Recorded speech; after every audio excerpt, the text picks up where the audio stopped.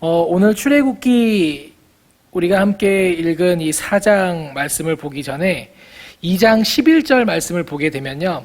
이제 모세가 장성한 후에 자기 형제들에게 나가서라는 표현이 등장하는 것을 우리가 보게 됩니다. 또 이 말을 성경에서 다르게 표현하는 구절도 있습니다. 이제 사도행전 7장 23절인데요. 거기서 나이가 40이 되매 그 형제 이스라엘 자손을 돌볼 생각이 나더니 이렇게 이야기를 하고 있습니다. 자, 그럼 어떻습니까, 여러분? 우리가 알고 있는 그 모세 사건, 모세의 이야기에서 모세는 우연히 길을 가다가 그냥 걷다가 산책 중에 히브리 사람들에게 나아간 것이 아니다라는 겁니다. 여러분, 모세는 비록 왕궁에서 왕자의 신분으로 살아가고 있었지만 그 마음에 자신이 히브리인이라는 그 분명한 정체성이 그의 안에 있었습니다. 여러분, 모세의 유모가 누굽니까? 바로 모세의 어머니입니다. 모세는 분명히 자신의 어머니로부터 하나님의 이야기를 들었을 것이며 히브리식 교육을 받았을 겁니다. 우리 성경 한 구절 우리 함께 좀 찾아보도록 하겠습니다. 히브리서 11장 24절 말씀입니다. 우리 함께 읽도록 하겠습니다. 믿음으로 모세는 장성하여 바로의 공주의 아들이라 칭함받기를 거절하고 도리어 하나님의 백성과 함께 고난받기를 잠시 죄악의 날을 누리는 것보다 더 좋아하고. 아멘. 무슨 말입니까? 이 모세가 비록 왕자의 신분을 가지고 있었지만 그가 스스로가 선택한 것이 하나님의 백성과 고난받기를 스스로 선택하였다라고 말하고 있는 겁니다. 어떤 의미입니까? 여러분, 모세가 어떻게 해야지 박해받고 있는 그 히브리인들을 돌보고 그들과 함께 고난을 받게 될까요? 독립운동이죠. 민족의 독립입니다. 당시 모세는요, 그것을 준비하고 있던 사람이라는 겁니다. 그 당시 최고의 강대국이었던 이집트의 왕자로서 정말로 많은 교육을 모세는 받았습니다. 용기도 있었고요, 리더십도 있었습니다. 모세는 그 모든 것을 자신의 민족의 해방을 위해서 준비하고 있었다라는 겁니다. 자, 모세는 준비가 다 됐습니다. 이제 모세는 준비가 다 됐습니다. 모세 자신의 준비는 다 된 것 같습니다. 우리 다시 모세 이야기를 좀 살펴보도록 하겠습니다. 여러분, 애굽 사람이 히브리 사람을 치는 것을 모세가 길을 가다가 보았다라고도 합니다. 근데 여러분, 여기서 이 치다라는 말은 두 가지 의미를 갖고 있는데요. 하나는 그냥 때리다라는 의미를 갖고 있고 또 하나는 때려서 죽이다라는 의미를 갖고 있습니다. 즉, 모세는 자신의 민족이 맞아서 죽는 것을 보았던 겁니다. 그때 이제 모세의 마음에 이제 신호가 왔습니다. 좋다, 지금이다. 바로 지금 내가 앞장서서 나가면은 사람들이 나를 따라오겠구나. 모세는 12절을 보시게 되면요, 좌우를 살펴 사람들이 없음을 보고라고 말을 하고 있습니다. 이 말은 그저 몰래 했다는 말이 아닙니다, 여러분. 치밀하게 계획한 후에 모세가 행동을 한 겁니다. 자신이 히브리인을 쳐서 죽인 그 이집트 감독을 죽이고 나면 다른 사람들이 자신을 따라올 것이다라고 모세는 생각했던 것 같습니다. 사도행전 7장 25절에 이렇게 말씀합니다. 그는 그의 형제들이 하나님께서 자기의 손을 통하여 구원해 주시는 것을 깨달으리라고 생각하였으나 그 뒤에 뭐라고 말씀합니까? 그들이 깨닫지 못하였더라. 이렇게 말씀하고 있습니다. 그들이, 히브리 사람들이 깨닫지 못했다라는 겁니다. 오히려 사람들은요, 모세가 준비하고 계획했던 것들 때문에 자신들까지 피해를 입어 어떤 불이익을 당하면 어떡하나 생각을 하게 됩니다. 여러분, 모세는 왕자입니다. 한번 생각해 보십시오. 정말로 절대 왕권이던 그 이집트에서 그 왕자가 관리 한 명 죽였다고 해서 어떤 큰 일이 일어날까요? 아니죠. 그런데 왜 모세는 광야로 도망을 가야 했을까요? 바로 자신이 준비한 그 계획, 그 민족의 독립의 그 계획이 탄로나게 된 겁니다. 그리고 모세는 광야로 도망하게 되고 바로는 군사를 보내서 모세를 찾아 죽이고자 했던 겁니다. 자, 이제 40년의 시간이 흐르게 됩니다. 여러분, 모세는 그 당시 스스로 준비가 다 되었었습니다. 그러나 히브리 사람들이 아직 준비가 되어 있지 않았습니다. 그리고 중요한 것은요, 하나님이 보시기에도 이 모세는 아직 준비가 되어져 있지 않았다는 겁니다. 모세는 사람을 죽였습니다. 아무리 자신이 의롭고 선한 뜻을 갖고 있다고 할지라도 그가 그 과정 가운데 저지른 일은 범죄라는 겁니다. 아무리 하나님의 영광을 위해서 내가 무엇인가를 한다 하더라도, 아무리 하나님 나라를 위해서 내가 무엇인가를 한다 하더라도 그 중간에 불법이 자양되어지고 범죄가 자양되어진다면 정말로 그것이 하나님의 영광을 위한 일일까? 오늘 본문은 어떻습니까? 모세도 분명히 하나님의 나라, 하나님 영광, 그 민족을 위해서 들고 일어났습니다. 근데 그 과정 가운데 어떤 일을 행하게 됩니까? 사람을 죽인다라는 겁니다. 자신이 사람들을 선동하고 자신의 뜻을 이루기 위해서 계획적으로 사람을 죽이는 범죄를 저질렀습니다. 자신의 죄와 자신의 잘못에 대해서 민감하지 못한 마음을 이 모세가 가지고 있었다라는 겁니다. 왜요? 자신은 민족 독립이라는 어떤 대의적인 큰 목표가 있기 때문에 그 정도쯤은 괜찮겠지라고 모세는 생각했던 것 같습니다. 여러분 생각해 보십시오. 만약 모세가 이 상태로 다루어지지 않은 그 마음을 가진 그 상태로 이스라엘 민족들을 이끌고 광야로 갔다면은 여러분 어떤 일이 일어났을까요? 아마도 홍해 앞에서 불평하는 사람들을 잡아다가 그 물속으로 던져버렸을 것 같습니다. 그리고 목마르다고 불평하는 사람들을 사막의 나무에 묶어버려서 정말로 갈증에 죽게 했을 수도 있을 겁니다. 고기가 먹고 싶다고 불평하는 사람들을 이리떼와 승냥이떼에게 던져서 먹이가 되게 했을 수도 있겠습니다. 왜 그렇습니까? 그렇게 불평하고 불만하는 사람들 하나하나 신경 쓰다가는 더 크고 더 위대한 자신이 해야 할 하나님의 일을 그르칠 수 있기 때문입니다. 그렇게 계속 광야 생활을 해나갔다면 아마 사람들 모두가 탈출은 했지만, 독립은 하였지만 약속된 조상들의 땅으로 들어가지는 못했을 겁니다. 여러분, 하나님은 이제 모세를 준비시키십니다. 나는 능력이 있어. 나는 할 수 있어. 나는 내 힘으로 충분히 이룰 수 있어.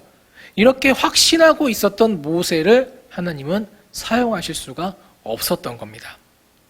왜냐하면 이제 앞으로 모세가 나아갈 그 광야의 길은요, 하나님에 대한 절대적인 순종과 초인적인 인내심이 아니고서는 버텨낼 수 없는, 도저히 사람들을 이끌고 갈 수 없는 그런 황량한 광야였기 때문입니다. 자, 이제 40년이 지난 후에 하나님께서 모세에게 찾아오십니다. 그리고 사명을 주십니다. 그리고 그때 모세가 이렇게 대답합니다. 하나님께 이렇게 말합니다. 내가 누구이기에 바로에게 가며 이스라엘 자손을 애굽에서 인도하여 낼 수 있겠습니까? 그리고 이제 출애굽기 3장 11절부터 4장 17절까지 장작 26절 동안 모세는요, 자신이 갈 수 없다라고 하나님 앞에서 고집을 부리는 모습을 우리는 보게 됩니다. 하나님은 계속해서 모세를 설득하시고요, 모세는 계속해서 말을 돌려가면서 하나님의 부르심을 거절합니다. 결국 하나님이 화를 내시기도 합니다. 여러분, 이 모습을 보면서 어떤 생각이 듭니까? 저는 이 모습을 보면서 이런 생각이 잠깐 들었습니다. 오히려 자신이 할 수 없다라고 고백하고 징징거리는 그 모세를 보면서 그때서야 하나님이 이제 때가 되었구나 하면서 은근히 마음속으로 기뻐하지 않으셨을까라고 말입니다. 그래 모세야, 내가 바로 지금 이 순간을 기다렸다. 내 힘으로 너의 사명을 감당하고 너의 마음 가운데 오랫동안 품었던 일을 이루어가는 것이 아니라 나의 힘으로, 나의 능력으로 내가 너를 도움으로 말미암아 네가 그것들을 이룰 수 있다라는 것을 내가 깨닫기를 원했다라고 말입니다. 자, 여러분 어떻습니까? 이제 이스라엘 사람들 준비가 되었습니다. 그들도 하나님께 부르짖기 시작했습니다. 또 하나님이 그 부르짖음을 들으셨습니다. 하나님도 준비가 되셨습니다. 이제 모세를 온전히 쓰실 준비가 되셨습니다. 근데 문제가 있습니다. 그 문제가 또 뭡니까? 예전에 먼저 준비되었던 모세가 이제 준비되지 않는 모습으로 우리 앞에 서 있다는 겁니다. 모세 안에 남아있는 사람들로 인한 거절감, 하나님에 대한 배신감, 불신, 이러한 것들이 모세 안에 상처로 남아 있었던 겁니다. 하나님이 먼저 모세에게 찾아가셨지만 이제는 모세가 그 하나님의 부르심을 튕겨냅니다. 거절합니다. 모세가 이렇게 말합니다. 출애굽기 4장 1절 말씀 우리 함께 읽어보겠습니다. 출애굽기 4장 1절 말씀입니다. 출애굽기 4장 1절 말씀입니다. 모세가 대답하여 가로되 그러나 그들이 나를 믿지 아니하며 내 말을 듣지 아니하고 이르기를 여호와께서 내게 나타나지 아니하셨다 하리이다. 자, 모세는 사람들이 자신을 믿지 않을 것이다라고 말을 합니다. 내가 가서 어떤 말을 해도 사람들이 나를 믿지 않을 것이다라고 생각하는 겁니다. 이건 뭡니까? 실패한 자신의 과거가 떠올랐기 때문입니다. 자신이 완벽하게 갖추었다라고 생각했을 그때에 모세는 처참하게 실패했고 그 경험은 모세를 위축시켰습니다. 여러분, 사람의 마음이 위축되는 이유 중에 한 가지는 바로 과거의 실패에 그 마음이 얽매여져 있기 때문입니다. 모세처럼 난 실패자입니다. 하나님 아시잖아요. 난 이전에 해봤었고 이것도 해봤었는데 안 됐습니다. 저는 실패자입니다 라고 생각하기 때문입니다. 여러분, 우리도 모세처럼 과거만을 바라보고 세상을 살아갈 때가 참 많은 것 같습니다. 예전에 실패를 경험했기 때문에 앞으로도 그럴 것이다 라고 생각을 하고, 예전에 빗나갔기 때문에 앞으로도 잘할 수 없을 것이다. 우리는 은연중에 그런 두려움을 가지고 살아가게 됩니다. 모세는 자신감도 없었습니다. 예전엔 그 강대국 애굽의 왕자였지만 이제는 초라한 목동에 불과합니다. 광야에서의 그 40년의 세월은요, 모세 안에 있던 그 지식과 총명들을 사라지게 하기에 충분한 시간이었던 것 같습니다. 여러분, 나중에 모세가 하나님께 이제 이렇게 말하는 장면이 등장합니다. 출애굽기 3장 10절 말씀 우리 같이 함께 읽어보겠습니다. 출애굽기 3장 10절입니다. 시작. 오늘 애굽에서 인도하여 내게 하리라. 제가 다시 읽어드리겠습니다. 모세가 여호와께 아뢰되 오 주여 나는 본래 말을 잘하지 못하는 자니이다. 주께서 주의 종에게 명령하신 후에도 역시 그러하니 나는 입이 뻣뻣하고 혀가 둔한 자니이다. 모세가 이렇게 항변하는 장면이 이제 뒤에 나오게 됩니다. 여러분, 우리는 이 말을 볼 때 모세가 하나님에게 나 가기 싫습니다라고 핑계대는 장면이라고 생각을 하기도 합니다. 그러나 한편으로는요, 정말로 모세의 상태가 이러한 상태 가운데 있었을 수도 있었겠다라는 겁니다. 왕궁에서 왕실의 언어를 사용하며 왕실의 규범과 매너를 몸에 익힌 모세였지만, 여러분, 광야에서 그 목자의 떠돌이 생활을 하면서 어떠한 말을 그가 하면서 살았을까요? 광야는요, 양들에게 먹일 풀을 찾기가 매우 힘든 곳입니다. 한번 양을 몰고 집을 떠나면 짧게는 며칠씩, 길게는 몇 달씩 이제 그 양을 먹일 풀을 찾아 떠도는 것이 목자의 삶입니다. 몇 달 동안 이제 혼자 그냥 아무 대화할 사람도 없이 떠도는 겁니다. 이야기 나눌 사람도 없이 그저 양무리들과 광야를 떠돌던 모세의 모습을 생각해 보십시오. 양들이 풀을 먹을 때면은 초점 없는 눈빛으로 멍하게 하늘만 바라보던 모세. 저는 이 장면을 생각하면서 이것이 모세가 핑계를 하는 것이 아니라 정말로 그런 사람이 되었을 수도 있겠구나라고 생각을 해보았습니다. 여러분, 우리도 그럴 때가 있습니다. 혼자 있는 게 익숙해지는 겁니다. 혼자 고민하고 혼자 씨름하고 혼자 끙끙거리는 게 익숙해지는 겁니다. 내 안에 어떤 문제가 있다 하더라도 그것을 풀어놓을 곳이 없습니다. 가정의 문제, 재정의 문제, 성적인 문제 등 여러 가지 문제들을 우리는 혼자 짊어지고 살아갑니다.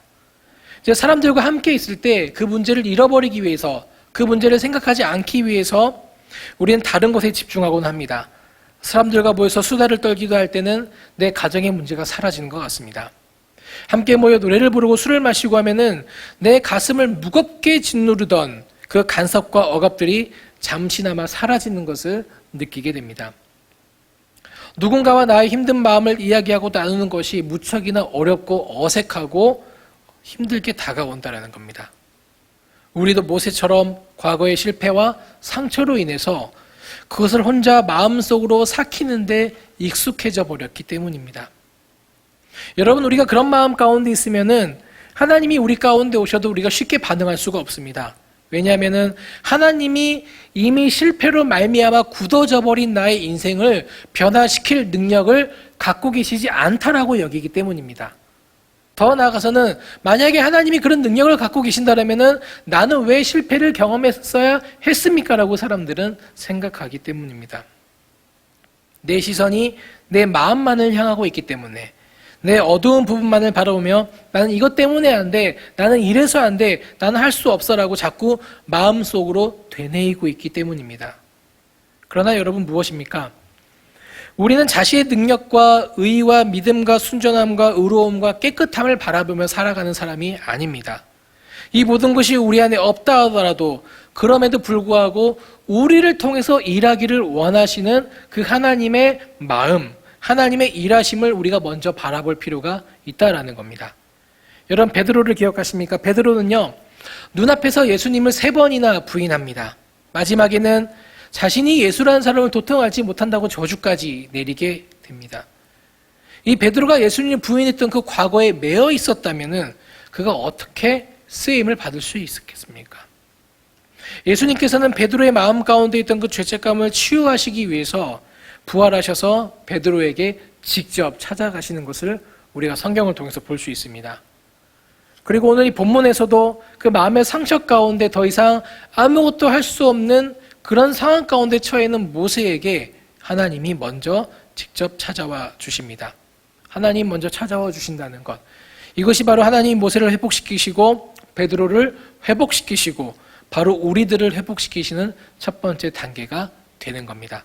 우리가 뭔가 잘해서, 우리가 뭔가 이루어서, 우리가 뭔가 뛰어난 것이 있어서 우리가 회복을 경험할 수 있는 것이 아니라 우리가 뭔가 의로운 것을 행하고 우리가 뭔가 풍성한 결실을 맺는다고 해서 회복이 우리 가운데 찾아오는 것이 아니라 하나님이 먼저 찾아와 주셔야지 우리에게 회복이 일어날 수 있게 되는 겁니다. 여러분, 에덴 동산에서 아담과 하와가 인류 최초의 죄를 짓게 됩니다. 하나님이 먹지 말라라고 말씀하신 그 선악과를 먹게 됩니다. 그리고 아담과 하와는요, 자신들의 죄를 깨닫고 숨게 됩니다. 그때 하나님이 찾아오십니다. 창세기 3장 8절을 보면 이런 말씀이 있습니다.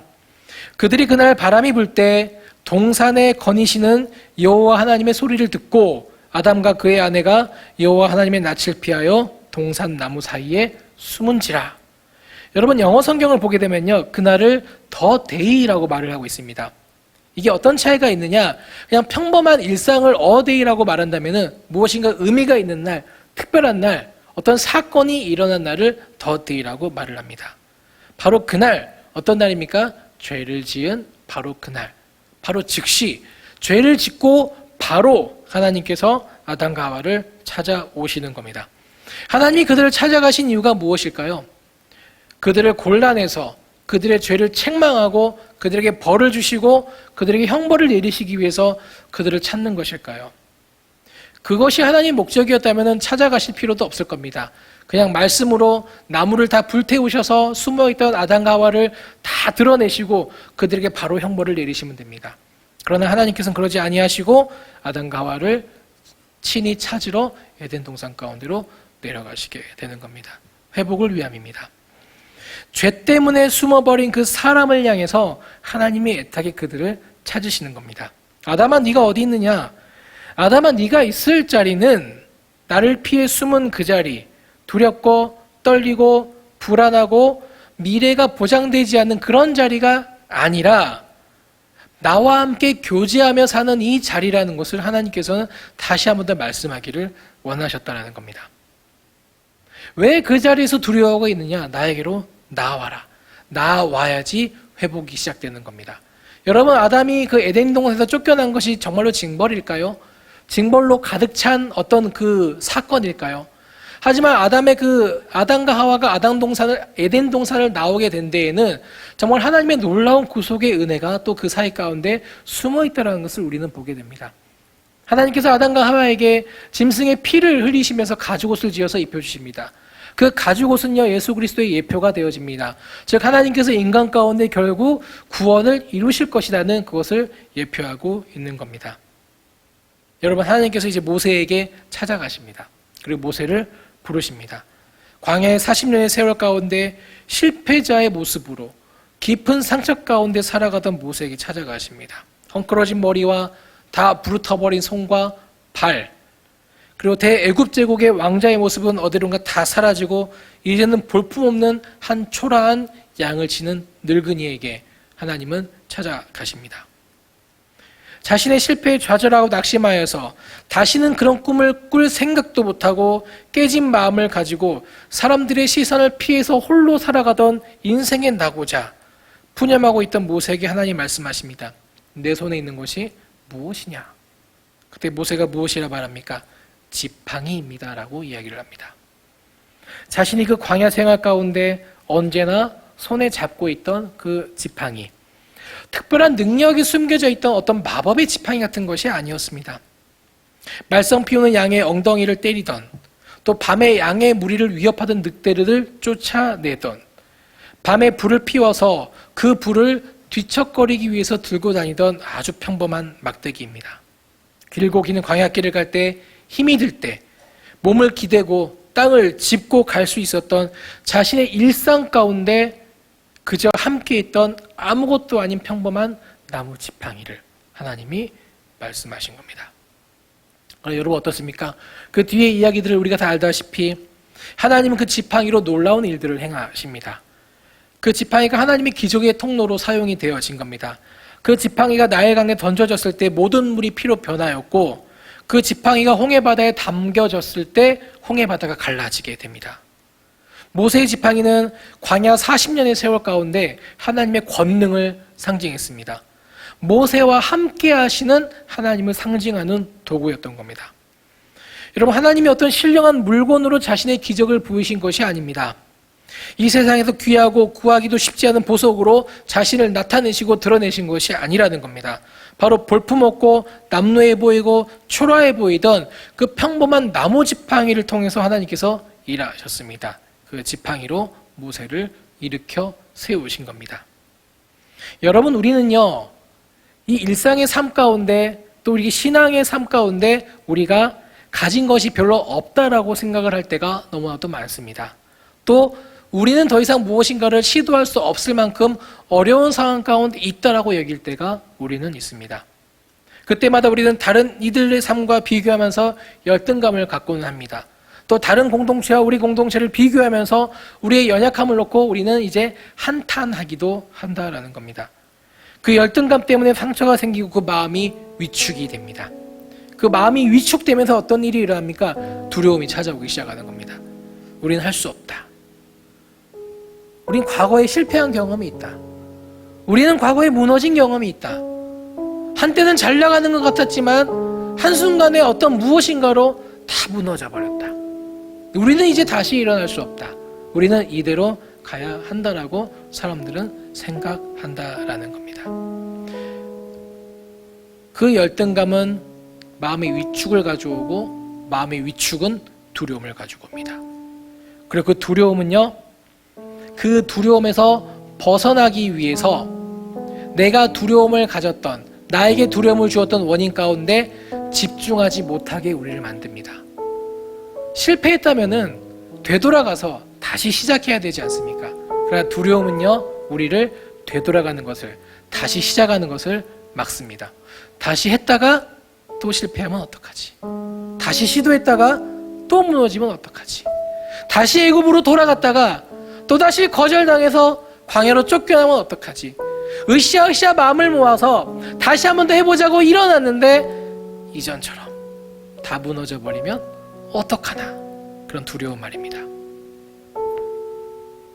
예전에는 자신이 모든 것을 할 수 있다라고 생각했지만 지금은 아무것도 아니다라고 생각합니다. 누구처럼요? 이 모세처럼요. 그럼 여러분 기억하십시오. 이 모세의 그 손에 쥐어졌던 그 보잘것없던 지팡이가 하나님이 쓰시기 시작하니까 기적의 도구가 됩니다. 그리고 모세는 그것을 보고 그 마음 가운데 있던 두려움을 조금씩 떨쳐내게 됩니다. 하나님은 완벽한 사람으로 모세를 부르시지 않으셨습니다. 처음부터 훌륭한 지도자로 모세를 세우시지 않았다라는 겁니다. 광야 40년은 이스라엘 백성이 하나님 나라의 백성이 되어지는 훈련의 장소이기도 했지만 모세가 하나님의 진정한 사람으로 훈련받는 장소이기도 했던 겁니다. 그 훈련의 결과가 어떻습니까? 느보산에 섰을 때 하나님 모세에게 그 넓은 땅을 보여주면서 모세야, 저 땅을 한번 바라봐. 앞으로 너희 민족이 들어갈 땅이야. 그런데 너는 거기 들어갈 수 없어. 그 뒤로 아무 이야기도 안 나오죠. 어땠을까요? 그 산에서 모세가 막 옷을 찢으면서 지팡이를 부러뜨리면서 하나님, 내게 어떻게 이럴 수 있습니까? 내가 그동안 수고하고 내가 그동안 이거 하나만 보고 달려왔는데 하나님 어떻게 나에게 이럴 수가 있습니까?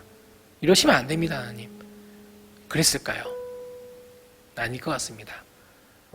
저는 이 모세의 이야기를 묵상하면서 정말로 모세가 그 느보산에서 진정 깨달은 것은 진짜 가나안, 진짜 약속의 땅은 저 눈앞에 보이는 저 땅이 아니라 내가 하나님과 함께하고 있는 그 모든 곳이 나의 가나안이구나.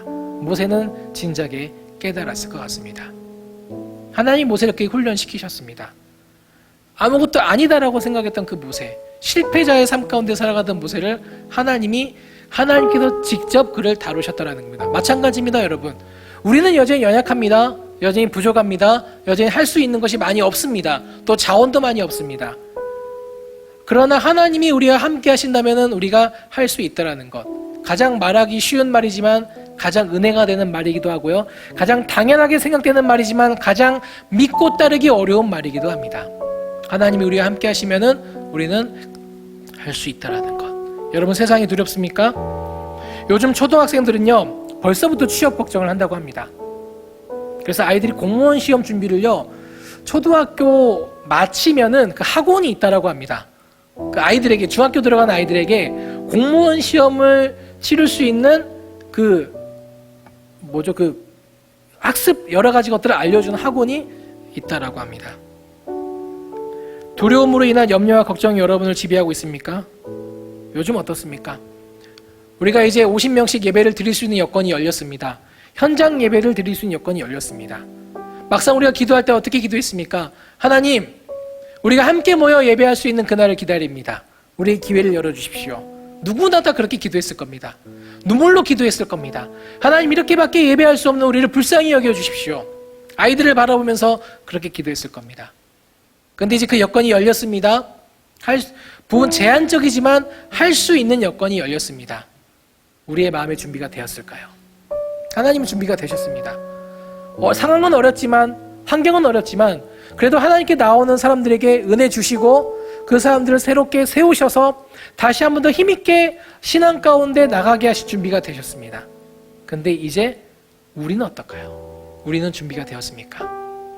아직까지 뉴스를 보면서 확진자가 몇 명이네. 물론 중요합니다. 아직까지 뉴스를 보면서 어디서 누가 나왔다네, 어디서 누가 걸렸다네.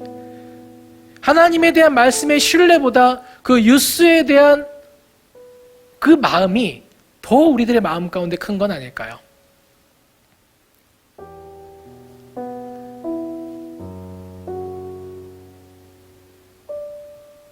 여러분, 준비가 되셨습니까? 준비가 되셨으면 좋겠습니다. 하나님은 준비하고 계시거든요. 언제든지 준비가 되셨으면 좋겠습니다. 이 시간 우리의 연약함과 보잘것없는 것을 가지고 기적을 베푸시는 하나님의 능력을 바라보는 우리 모두가 되어지기를 소망합니다. 우리가 지금까지 내 능력이, 내 환경이 남이 보기에, 나 스스로 보기에 너무나도 초라해 보이고 남루해 보이지만, 또 우리가 무엇인가를 시도하고 무엇인가를 하기에 아직 위험해 보이고 준비가 안 된 것처럼 보일 수도 있지만, 하나님께서 함께 하실 때, 하나님께서 이 환경과 상황들을 주장하여 주실 때 우리들의 삶 가운데 이 모세의 지팡이를 통해서 일어난 기적이 일어날 수 있다라는 것을 믿음으로 바라보시는 여러분 모두가 되시기를 소망합니다. 여러분, 우리가 가진 것을 신뢰하는 것이 아니라 우리가 가진 것을 사용하시는 하나님을 신뢰하는 우리가 되었으면 좋겠습니다. 그리고 우리를 먼저 회복시키기 위해서 우리 가운데 다가오시는 하나님을 바라볼 때 우리 안에 위축된 마음과 패배의식과 연약함을 다 내어버릴 수 있게 되는 겁니다. 사랑하는 여러분, 하나님은요, 여러분과 함께 할 준비가 이전부터 되어 계셨습니다. 여러분은 그 하나님의 부르심 가운데 어떻게 응답하시겠습니까? 그저 주저앉아 현실을 개탄하며 어찌할 수 없는 나의 상황에 무력감만을 느끼면서 앉아만 계실 겁니까?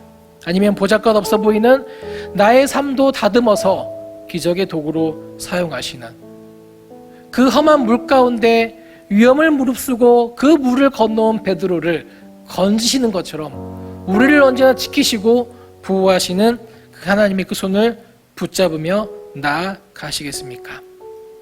우리가 그 손을 붙잡고 나아가기 시작할 때 현실을 넘어선 용기와 상황에 흔들리지 않는 그 믿음을 하나님이 우리 가운데 주실 겁니다. 그 믿음 붙잡고 그 하나님 바라보고 다시 한 번 더 힘을 내서 우리와 함께 하기를 원하시는 그 하나님 손 붙잡고 다시 한 번 더 우리들의 신앙 가운데 열심을 내며 살아갈 수 있는 우리 모두가 되어지기를 소망합니다.